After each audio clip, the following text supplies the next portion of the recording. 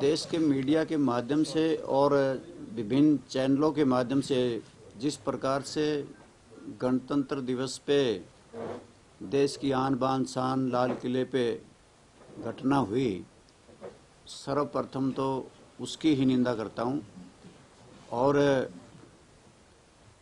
जो हिंसा हुई वो भी गलत हुई। देश की मान मर्यादा की दुहाई देने वाली सरकार जो अपने आप को सबसे ज़्यादा राष्ट्र के वादी कहती है, राष्ट्रवादी कहती है, वो इस देश की इस आन बान शान और मर्यादा को कायम नहीं रख सकी। इसमें सबसे ज़्यादा अगर कोई दोषी है तो गुप्तचर विभाग, खुफिया एजेंसी और सरकार की अन्य जितनी भी सुरक्षा एजेंसियां हैं वो इसमें दोषी हैं। उसका कारण साफ जाहिर है कि 7 बजे से 8 बजे से बैरिकेड से जाना शुरू हो गए तो 5 घंटे तक ये पता नहीं लगा सके कि लाल किले पे क्या इस प्रकार के लोग आ रहे हैं जिनकी मंशा लाल किले पे इस तरह का उपद्रव करने की मंशा है। देश का गृह मंत्रालय क्या करता रहा कि देश के गृह मंत्रालय की एजेंसियां क्या करती रही, देश की सुरक्षा एजेंसियां क्या करती रही, जो इतना लंबा चौड़ा ताना बाना इस देश के अंदर है कि लाल किले के ऊपर ही जिस प्रकार से हुआ, लोगों ने मीडिया के माध्यम से देखा, इससे लोगों की भावनाएं आहत हुई। और जहां किसानों का इतना बड़ा आंदोलन बड़े लंबे समय से चल रहा था, मैं इसमें ये मान के चलता हूं कि इससे निपटने में भी सरकार की नाकामयाबी है। कुछ इस प्रकार के मुद्दे थे कि 11 दौर की बात हुई, कभी 2 कदम आगे बढ़ते, कभी कहते ये कानून हमने लोगों की भलाई के लिए, किसानों की भलाई के लिए बनाए गए।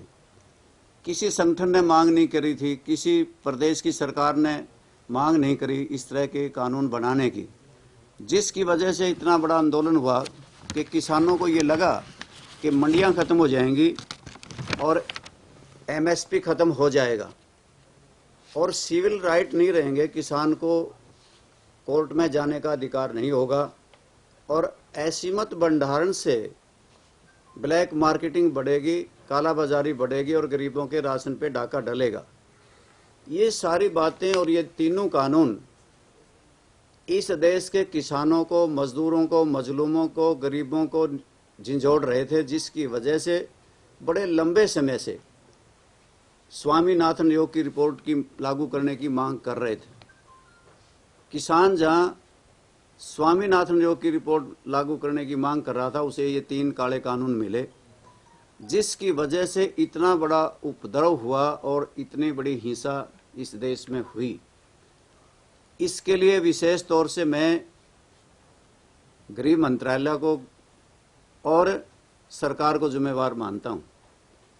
और जिस प्रकार से हरियाणा सरकार तो पहले से ही Haryana agriculture produce marketing amendment act 2020 पहले बना चुकी थी कि प्राइवेट मंडी बनाने का अधिकार किसी भी प्राइवेट प्लेयर को होगा। ये इन मंडियों से पीछा छटा करके पहले अधिकार दे चुके हैं। आपने तो दर्शक दीर्घा से, प्रेस गैलरी से देखा होगा, सुना होगा कि इस प्रकार का कानून में अमेंडमेंट किए गए कि कोई भी प्राइवेट प्लेयर अपनी नई मंडी स्थापित कर सकता है। और जिस प्रकार से 23 फसलों के न्यूनतम समर्थन मूल्य है, सरकार न्यूनतम समर्थन मूल्य को कहती है कि लगातार ये जारी रहेगा, परंतु जारी तो आज भी है, मिलता तो किसी को नहीं। केवल किसान ये मांग कर रहे थे कि इस प्रकार का कानून बना दिया जाए, चाहे वो प्राइवेट ट्रेडिंग हो, चाहे सरकार ट्रेड करे, उसमें न्यूनतम समर्थन मूल्य का कानून बने। वो सरकार ना तो विश्वास दिला सकी, ना आश्वासन दिला सकी और ना ही सरकार पे किसी को किसी प्रकार का किसानों को विश्वास बना, जिसकी वजह से इतना बड़ा आंदोलन हुआ है। पहले भी हमने बहुत बड़े बड़े आंदोलन देखे हैं। हमने एक से एक बढ़ के आंदोलन देखा। इतना बड़ा आंदोलन पहले कभी भी इस देश में नहीं हुआ, परंतु ये पूर्व नियोजित इस तरह के अपराधी तत्व सरकार द्वारा या सरकार के बिना भी इतने बड़े आंदोलन में इस प्रकार का फायदा उठा जाते हैं और वो अपनी इस प्रकार की गतिविधियां करने में सक्षम होते हैं। जहां तक किसानों पे मुकदमे बनाए गए, किसानों पे तो पहले से ही मुकदमे बनाए जा रहे हैं। हरियाणा सरकार ने भी पहले, यहाँ कौन सा बड़ा आंदोलन हो गया था, रास्ते में बैरिकेड लगाए गए थे, रास्ते में बहुत से आपके नेशनल हाईवेज को खोद दिया गया था, बैरिकेड लगा दिए गए थे। और इसी प्रकार से कि आप देखेंगे कि इस आंदोलन के अंदर किसी को भी पता नहीं कि इतने लोग मर गए होंगे। 150 के लगभग किसानों की जानें जा चुकी हैं। रोज कोई ना कुछ, कोई किसान की किसी गांव में, किसी शहर में, दिल्ली से कोई ना कोई लाश आती है, तो उसकी ओर सरकार का कोई ध्यान नहीं। ये सरकार विफल रही कि किसानों के विश्वास जीतने में, जिसकी वजह से आज किसानों को बहुत से चैनलों के माध्यम से भी और बहुत से बयानों से भी गद्दार कहा गया। परंतु ये इस देश का अन्नदाता इतनी देर में, ठीक है, जिसने जुल्म किया उसको सजा मिलनी चाहिए, परंतु किसान अन्नदाता नहीं, बल्कि किसान तो राष्ट्रवादी है, जिसने उसके बेटों ने इस देश की पहरेरी करके दुश्मनों के छक्के छुटाने का काम फौज में रह करके किया। वहीं इस देश की अन्य समस्या को हल करने का काम भी एक अन्नदाता के रूप में, किसान के रूप में अन्य समस्या को हल करने का काम किया है। तो आज मैं आप इन मुद्दों को लेकर के आपके बीच में आया कि जिस प्रकार से गणतंत्र दिवस हमारे लिए आन बान शान और हमारे लिए गरिमामय दिन है, उसको भी हमें मनाने का सौभाग्य अनेकों कुर्बानियों से मिला है। और ऐसे मौके पे कि देश की सरकार उसकी भी ठीक से उसे सुरक्षित नहीं रख सकी, कि लाल किले को सुरक्षित रखना सरकार की जिम्मेवारी थी, कि जहां लाखों किसान चारों तरफ से दिल्ली की ओर 2 महीने से बैठे थे और उन कहा हुआ था कि हम भी ट्रैक्टर तिरंगा परेड करेंगे। तो ये लगता था पहले से ही कि पार्लियामेंट, संसद भवन, जनपथ, राष्ट्रपति भवन, हमारा लाल किला, इनके ऊपर तो पहले से ही नज़र आम आदमी की भी थी कि कुछ लोगों ने कहा हुआ था हम लाल किले पे जाएंगे। इन बयानों को भी मद्देनजर रखते हुए सुरक्षा एजेंसियों ने पूरे इंतजाम करने सरकार ने चाहिए थे, परंतु सरकार चारों खाने चित हुई। सरकार ने इस प्रकार का कोई भी पुख्ता इंतजाम नहीं किए और आज भी किसान चारों तरफ दिल्ली के बैठे हैं आंदोलन के प्रति लोगों में, क्योंकि लोगों का अपने देश के प्रति भाव ज़्यादा है। इसकी वजह से ये तो मैं मान सकता हूँ कि थोड़ी बहुत कोशिश की गई है कि पहले से, शुरू से ही इस आंदोलन को किसी प्रकार से दो फाड़ किया जाए, किसी प्रकार से इसमें फूट डाली जाए। पहले इसको पंजाब का कहा, पंजाब के किसानों का है, फिर ये कहा आतंकवादियों का है, कांग्रेस का है, फिर SYL का बीच में कहने लगे किसी प्रकार से हरियाणा और पंजाब वहीं दिल्ली में ही आपस में लड़ जाएं किसान। अब भी ये कुछ सुनियोजित चाल है जिसकी वजह से एक पंथ का झंडा वहां लहराया गया ताकि लोगों का मन किसान आंदोलन से भटक जाए और इस तरफ ध्यान हो जाए। मैं समझता हूं कि इस तरह की सुनियोजित चाल सरकार द्वारा ही चली गई है। इसमें सरकार के पोषण किए हुए लोग वो इसमें आए हैं, जिनकी फोटो दिखाई गई है, सत्ता में बने लोगों की फोटो के साथ उन्हें दिखाया गया है।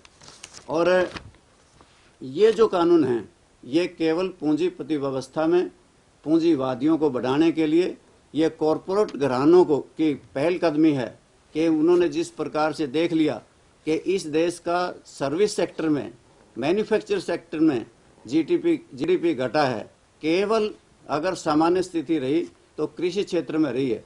और कृषि क्षेत्र को हड़पने के लिए और गरीबों का राशन हड़पने के लिए ये कॉरपोरेट घरानों के हाथों बनाया गया कानून है। ये तीनों कानून रद्द होने चाहिए। और मैं आपके माध्यम से इस बात को कहना चाहता हूं कि इस देश के अन्नदाता वही राष्ट्रवादी हैं। इस देश से उनको भी इतना ही लगाव है जितना और लोगों को है।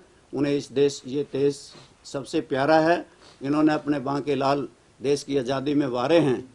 वहीं देश की सरहदों की सुरक्षा करने में भी किसानों का बहुत बड़ा योगदान है। और वहीं पे अन्न समस्या को हल करने का भी, खेत खलिहान कमाने का भी काम किसानों ने किया है। और ऐसे माहौल में इन्हें गद्दार कहना ठीक नहीं है। महाराज साहब, आप क्या मानते हैं फिर जो ये घटनाक्रम हुआ, लाल किले पे लोग चले गए, किसान 60 दिन से धरने पर बैठे थे, जो लोग नेतृत्व कर रहे थे उनके बस में नहीं रही थी क्या बात? नेतृत्व विहीन था क्या आंदोलन? जहाँ तक लाखों लोगों का जमावड़ा हो और ऐसे माहौल में कोशिश की गई है कि नेतृत्व जो लोग कर रहे थे, बहुत सा उनके हाथ में रहा भी, और कुछ ऐसे एलिमेंट थे जो उनके बस में भी नहीं रहे। उनके बस के बिना ही 8 बजे से पहले ही बैरिकेड से निकल गए थे और उन्होंने ही जाकर के उत्पात मचाया, जो उनके कंट्रोल में नहीं रहे। जो किसान नेतृत्व कर रहे थे, जो संयुक्त किसान मोर्चा के आगू नेता हैं, जो आंदोलन उनके हाथ में था, जो लोग उनके हाथ के थे, वो उनसे बाहर नहीं गए। ये वो लोग गए जिनका इसमें से संबंध नहीं था। राकेश टिकैत संयुक्त किसान मोर्चा के ही मेंबर थे और उन्होंने गाजीपुर बॉर्डर तोड़ा और जो रूट तय हुआ था उनके खुद के साइन है, उसके बावजूद वो दूसरे रूट की ओर गए और उन्होंने वीडियो भी वायरल हो रहे हैं उनके, जो उन्होंने भड़काया। वो तो बीच में से भी जहां उनको ये कहा गया ये आपका रास्ता नहीं है और वो वापस भी आए। राकेश टिकैत जी को जब ये पता लगा कि ये रास्ता नहीं तो उसको वापस भी बुलाया गया। ऐसा कोई बात नहीं थी। कुछ ऐसे बयान आंदोलनकारी दे देते हैं, अपने आंदोलन में वेग पैदा करने के लिए आ जाती इस तरह की बातें, परंतु ऐसे संगीन मुकदमे उन नेताओं पे बनाना कि देशद्रोह का 307 का, जो वहां पे थे भी नहीं। आप देखिए कैमला गांव में क्या आपके गुरनाम सिंह चढ़ोनी बैठे थे, उन पे 307 का मुकदमा दर्ज कर दिया गया। बहुत से किसान आगू नेता और ये जो वहां पे ही अगुवाई कर रहे थे वो वहां थे भी नहीं, ना ही उन्होंने इस प्रकार की कोई कार्रवाई की जिनके ऊपर इस तरह के संगीन मुकदमे बनाए गए। तो जिम्मेवारी ले रहे हैं कैमला की कि मैंने ही करवाया, खुद वो तो तब ले रहे हैं जब उन पे मुकदमा बना दिया गया। वो जब पहले वीडियो जारी किया उन्होंने कि मेरी जिम्मेवारी है, मैंने करवाया और आगे भी करवाऊंगा। ये कहने से कोई जिम्मेवारी 307 कब बनती है? आपको पता है टाइम टू मर्डर हो जाए कि इतनी चोट लग जाए कि उसको मरने का खतरा हो जाए। किसको मार दिया था उसने? ठीक है, अगर उस तरह का कोई बात थी, उन्होंने इस 120B में का मुकदमा बनता था, इससे सिवा बने नहीं था। और फिर उसको कोर्ट ने क्या सुना? माजरा साहब, जो आपकी भावना है, जो आपने भी किसानों को लेके बताई, किसानों के हक में बोले और इस सारे प्रकरण के लिए केंद्र सरकार को भी और भाजपा सरकार को भी दोषी ठहराया। आप आज भाजपा में हैं, तो क्या ऐसी पार्टी में बने रहने का कोई औचित्य है आपका? आज के बाद जो गणतंत्र दिवस पे बात हुई कि ये इस देश की रक्षा सुरक्षा नहीं कर सके, ये इस देश की आन बान शान को रख नहीं सके, जो इस देश के किसान को समझा नहीं सके, जो इस किसान के समाधान नहीं कर सके, जो 2 महीने से किसानों के बच्चे बूढ़े और जवान दिल्ली में बैठे हैं, आज से इस पार्टी के साथ मेरा कोई संबंध नहीं है। आज छोड़ रहे हैं। इसको यही समझिए कि वैसे तो मैं किसानों के हित में लगातार लंबे समय से, आज से नहीं 40 वर्षों से लगा हुआ हूं, परंतु जब से ये आंदोलन चला है तब से भी मैं लगातार इन तीनों बिलों का विरोध करता रहा हूं। और सबसे पहले सॉलिसिटर जनरल तुषार मेहता ने जब ये कहा था कि हम एयर क्वालिटी कंट्रोल कमीशन बनाएंगे, 1 करोड़ रुपया जुर्माना और उस कमीशन को अख्तियार होगा कि 5 साल की कैद, तब भी मैंने सबसे पहले विरोध किया था। आज आपको और एहसास होगा कि आपने इनेलो छोड़ के भाजपा में शामिल होने की एक बड़ी गलती की थी। ऐसा ही समझिए। तो वापस इनेलो पे जाएंगे तो मुख्यमंत्री से मुलाकात हुई थी, आज आपने अपनी नाराजगी जाहिर कर दी किसको? वापस नहीं, मेरी किसी व्यक्ति विशेष से नहीं, ना किसी मुख्यमंत्री से, ना किसी मंत्री से, ना किसी पदाधिकारी से नाराजगी है। मेरी किसानों के हित में और किसानों के लिए इस देश के खातिर मैं भारतीय जनता पार्टी को इस मामले में सबसे ज्यादा दोषी मानता हूं, इसलिए मेरा इससे कोई संबंध नहीं है। अब इन लोग ज्वाइन करेगा वैसे? घर वापसी होगी। समान विचारों के लोगों को इकट्ठा करके और आगामी बात राजनीतिक कदम तब उठाया जाएगा जब आगे की कोई कार्रवाई तभी बिठाई जाएगी, जब कोई सोच समझ करके फैसला लिया जाएगा। अभी किसी भी दल में जाने का कोई विचार नहीं, किसानों की लड़ाई लड़ने का विचार है। सिंह चौटाला ने जो इस्तीफा दिया है उसको किस तरह से समान देखते हैं? विचार। साहब पूरे हरियाणा में 90 विधायक हैं और सबसे पहले एक विधायक ने अभय चौटाला ने ये पार्टी इस्तीफा देने की वो पहल की, उसके बाद दूसरा कदम अब आपने उठाया, तो अभय चौटाला के कदम को कैसे देखते हो फिर, और फिर दूसरा इस पूरे प्रकरण का भविष्य क्या है? मैं बहुत लंबे समय से देख रहा हूं कि चौधरी देवीलाल ने भी और डॉक्टर मंगल सेन ने इस्तीफा दे दिया था राजीव लोंगोवाल समझौते के खिलाफ, और उस चुनाव में भी हमने हिस्सा लिया था। और उसके बाद चौधरी देवीलाल ने मुख्यमंत्री का पद भी ये कह दिया था, मैं किसान का बेटा पहले हूं, बाद में मुख्यमंत्री हूं, वो पद छोड़ दिया था।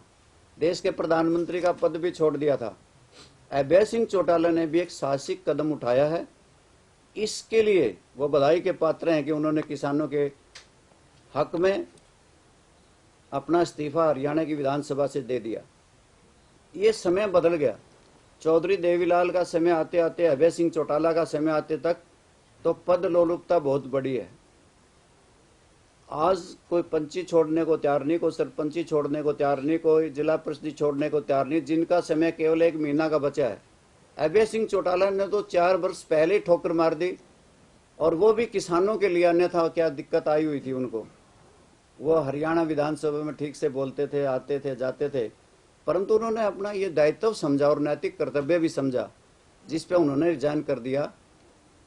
एक बड़ा सवाल ये खड़ा हो रहा है जी, अभय जी के इस्तीफे के बाद और आपके पार्टी छोड़ने के बाद कांग्रेस के जितने विधायक हैं और जजपा के जितने विधायक हैं, निर्दलीय विधायक हैं, वो सब ये कहते हैं कि जी हम किसानों के साथ हैं। तो क्या उन पे एक नैतिक दबाव नहीं बढ़ेगा इस्तीफे का? क्या आप मांग करते हैं? इन तीन कानूनों के बाद इस देश के अंदर कॉरपोरेट घराने और सरकार एक पाड़े में खड़ी है। दूसरी तरफ किसान, व्यापारी, कर्मचारी, मजदूर वो खड़े हैं। जो उनके हितैषी हैं वो इस्तीफा दे दें, किसानों के हितैषी हैं, उस पाड़े के हितैषी हैं। जो कॉरपोरेट घरानों के हितैषी हैं वो बने रहें। जिन्हें किसान प्यारे हैं, जिन्हें मजदूर प्यारे हैं, जिन्हें आड़ती प्यारे हैं, व्यापारी प्यारे हैं, वो इस्तीफा दे दें भारतीय जनता पार्टी से, और जो नहीं उनके विरोधी हैं वो जमे रहें। तो ये तो निर्णय उन्होंने करना है कि वो किसके, जैसे विधायक हैं जी जो इस तरह के अगर उनमें भी अंतरात्मा से उनकी आवाज किसानों के प्रति निकलती है, उन्हें भी तुरंत से किसानों के हक में इस्तीफे दे देने चाहिए। ये दुष्यंत चौटाला और जेजेपी के उसके बारे में क्या कहेंगे? वो भी कहते हैं हम देवीलाल की विरासत को फॉलो कर रहे हैं, देवीलाल की नीतियों पर चल रहे हैं, लेकिन वो सत्ता में बैठे हुए हैं, और आप कह रहे हैं कि बीजेपी सबसे ज्यादा दोषी है। तो इनके बारे में क्या कहेंगे आप?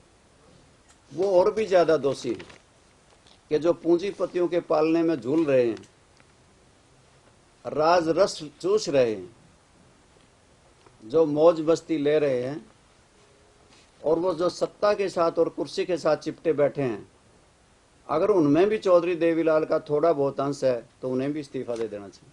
मालिका जी, एक बलबीर सिंह राजेवाल है, वो उनका एक वीडियो वायरल हो रहा है और वो हरियाणा के लोगों के बारे में गलत बोल रहे हैं, खासकर एक समुदाय के बारे में कि उनके बच्चों ने ये सारा किया है और हरियाणा के लोगों ने ही ये सारे आंदोलन को खराब किया, पंजाब के लोगों को बदनाम कर रहे हैं। तो किस तरह से देखते हैं? मैं समझता हूं, मैंने भी उसको सुना है।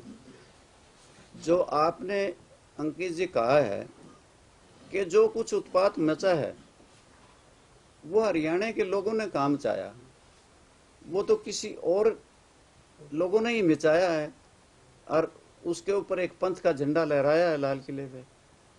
वो तो किसी हमारे समुदाय के लोगों ने ऐसा नहीं किया। मैं समझता हूँ या तो वो पहले की होगी या उन्होंने तथ्यों को नहीं जाना होगा, इस वजह से उन्होंने इस प्रकार की स्टेटमेंट दे दी होगी। तो क्या वो हरियाणा को बदनाम करने की कोशिश है? हरियाणा के लोग लगातार साथ दे रहे हैं पंजाब का कि हरियाणा पंजाब भाई भाई, और वो हरियाणा के लोगों के बारे में इस तरह की मैं उनके बारे में तो नहीं कहूँगा, परंतु हमने देखा है ये पार्टी आंदोलनों को क्रश कर देती है सत्ता पक्ष में बैठे, जैसे आज की पार्टी है। इन्होंने पहले भी आरक्षण के आंदोलन को किस प्रकार से किया। हरियाणा प्रदेश में 32 लालों ने अपनी जान दे दी थी और 42 डेरा प्रेमी मारे गए थे, 6 रामपाल संत के अन्यायी मारे गए थे और आज 150 लोग दिल्ली में किस प्रकार से कोई एक्सीडेंट में मर गया है, कोई सर्दी में मर गया है, बच्चे बूढ़े जवान आज दिल्ली के चारों तरफ बैठे हैं। इसे भी तोड़ने के प्रयास किए जा रहे हैं, वो किसी के माध्यम से किए जा रहे हों। ये मैं उनके बारे में कुछ नहीं कहना चाहता क्योंकि उनके बारे में मुझे नहीं पता कैसे हैं, परंतु हमारे हिसाब से ये है कि हमारे लोगों ने ऐसा कुछ नहीं किया। वो कुछ अपराधी तत्व होंगे, कुछ उनके सरकार के लोग होंगे, मंजूर नजर लोग होंगे जिन्होंने ऐसा किया। ये इसकी जो गणतंत्र दिवस की घटना हुई लाल किले वाला और जो कांड हुआ, इसकी कोई निष्पक्ष जांच के लिए आप सोचते हैं क्या? कि कोई निष्पक्ष जांच होना चाहिए? इसकी निष्पक्ष जांच के लिए मैं तो कहूँगा ही, परंतु निष्पक्ष जांच के लिए सरकार भी इस प्रकार की पैरवी कर रही है। जांच से पहले इसकी रोकथाम की जानी जरूरी थी। इसमें मैंने सबसे विशेष तौर से यही कहा कि गृह मंत्रालय की फेलर रही है और इसमें गृह मंत्रालय बहुत दोषी है, सुरक्षा एजेंसियां बहुत दोषी हैं और गुप्तचर विभाग और ज्यादा दोषी है जिसने इस प्रकार की रिपोर्टिंग नहीं की कि ऐसा होने वाला है। कांग्रेस तो कह रही है कि गृह मंत्री को बर्खास्त किया जाए, हटाया जाए। या तो वो इस्तीफा दे दे, नहीं तो बर्खास्त कर देना चाहिए। ये तो सही है। बीजेपी में और भी आपके कोई सहयोगी हैं जो इस मुद्दे पे पार्टी छोड़ रहे हैं? आपको ध्यान होगा आज से कोई जब तो ये अध्यादेश ही थे, हमने पंचकूला में मेरे साथियों की मीटिंग बुलाई थी। कई साथियों उसमें से कोई रहा नहीं, मोस्टली सारे बीजेपी को छोड़ गए हैं और अब मैंने छोड़ दी आज से और इसके बाद भी बहुत से साथी और छोड़ने वाले हैं। ये बीएम सिंह, सरदार बीएम सिंह और भानु प्रताप छोड़ गए आंदोलन को, इनके बारे में क्या कहेंगे? ये क्यों छोड़ गए? ऐसे लटके झटके आंदोलनों में आते रहते हैं। कभी खबरें अच्छी आती हैं, कभी बुरी आ जाती हैं। कभी लगता है आंदोलन टूट जाएगा, कभी लगता है आंदोलन और मजबूत हो जाएगा। मैं इस आंदोलन की बात नहीं कर रहा हूँ। मैंने भी कई आंदोलन देखे हैं, बहुत आंदोलनों में भागीदारी रही है और बहुत आंदोलनों में हिस्सा भी रहा। ऐसे आंदोलन के अंदर इस तरह की खबरें आती जाती रहती हैं, परंतु मैं समझता हूँ किसानों के आंदोलन पे कोई फर्क नहीं पड़ेगा। माजरा साहब, ये जो ओम प्रकाश धनखड़ जी भाजपा के प्रदेश अध्यक्ष हैं, ये पहले कपड़े उतार के प्रदर्शन करते थे, आज किसानों की अगुवाई करते हैं, देश का बड़ा किसान नेता बताते हैं अपने आप को। आपका तो बड़ा अनुभव है, तो किसानों के बारे में है इनको कुछ ज्ञान? मैं उनके बारे में व्यक्तिगत तौर से तो कुछ नहीं कहना चाहता। प्रदेश अध्यक्ष के नाते, किसान नेता प्रदेश अध्यक्ष के नाते भी और नेता भी हैं बीजेपी में, बहुत बड़े स्वयंभू नेता हैं। उनके एक प्रदेश के अध्यक्ष पहले भी थे, वो भी श्रीमान जी पूरे हरियाणा में घूम घूम के अपना परचम लहराना चाहते थे। 48,000 से पराजित हुए। मैं उनका नाम नहीं लेना चाहता, आप बखूबी ले रहे हैं। और दूसरा नाम आपने ले दिया। यूं तो पार्टियों में अध्यक्ष तो बन जाते हैं, परंतु ग्राउंड रियलिटी का पता नहीं होता। आज अगर इनको ये अच्छे लगते हैं, ये बिल अगर अच्छे लगते हैं, ये बिल कहती है सरकार बहुत बढ़िया है, ये सरकार के लोग जो इस सरकार में बैठे हैं जाके प्रचार क्यों नहीं करते, लोगों को समझाते क्यों नहीं कि अच्छे हैं, इस प्रकार से अच्छे हैं, आपको इनका फायदा होगा। ये क्यों बिलों में बढ़ गए और क्यों आकर के यहाँ दिल्ली में बैठ गए, ये जाकर के चंडीगढ़ में बैठ गए, जाकर के लोगों को चौपाड़ों में क्यों नहीं समझाते? आपको लगता है कि ये निकल पाएंगे सरकार के मंत्री अब किसानों के बीच में? मैं नहीं मानता, क्योंकि लोगों में इनके प्रति बहुत गुस्सा है। लोग इस बात को मान के चलते हैं कि कल तुम्हारी ज़मीनें चली जाएंगी और तुम उनके नौकर बन के रह जाओगे, कॉरपोरेट घरानों के। आज उनको ये चिंता है कि एमएसपी नहीं रहेगा, आज उनको चिंता है कि तुम्हारे सिविल राइट्स नहीं रहेंगे। असीमित भंडारण की वजह से ब्लैक मार्केटिंग बढ़ेगी और गरीबों के राशन पे डाका डलेगा। इसलिए कोई ये आंदोलन किसी जात पात का, किसी धर्म मजहब का नहीं है, ये सारे किसानों का है। भाजपा छोड़ के कैसा महसूस कर रहे हैं? एक दिन गया था और उस दिन के बाद आपसे मुलाकात आज कर रहा हूं। इस अरसे में जो अरसा निकल गया, ना कभी ये सोचा मैंने भारतीय जनता पार्टी में तू है ना, उन्होंने कभी सोचा।